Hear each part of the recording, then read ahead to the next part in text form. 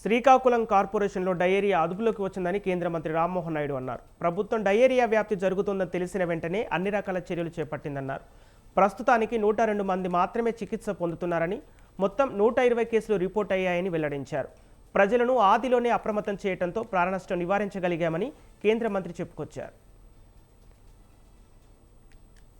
శ్రీకాకుళం కార్పొరేషన్లో గత 4 రోజులుగా డయేరియా అవుట్ బ్రేక్ జరిగిన తర్వాత ప్రభుత్వం ముమ్మరంగా కార్యక్రమాలు చర్యలు అన్నీ కూడా చేపట్టి దీని తాలూకా ఈ ఇష్యూని ఎంత తొందరగా సద్దుమణుగు చేయడానికి ఏ చర్యలు చేపట్టాలో అన్నీ కూడా ఇమీడియట్గా బాధ్యతతో ప్రభుత్వం వెంటనే ఇమీడియట్గా ప్రొయాక్టివ్గా రియాక్ట్ అయ్యే అన్ని కార్యక్రమాలు కూడా చేసింది.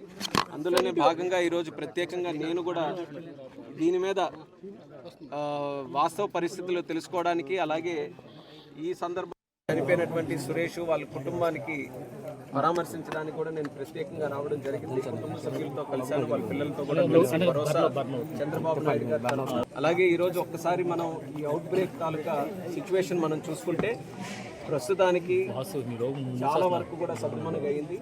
ఇప్పటికీ మనకు ఉన్నటువంటి హాస్పిటల్స్లో జెమ్స్ కానీ, కిమ్స్ కానీ, రిమ్స్ కానీ, జీజీహెచ్లో సుమారు 102 కేసెస్ ఇప్పటి వరకు కూడా ఉన్నాయి.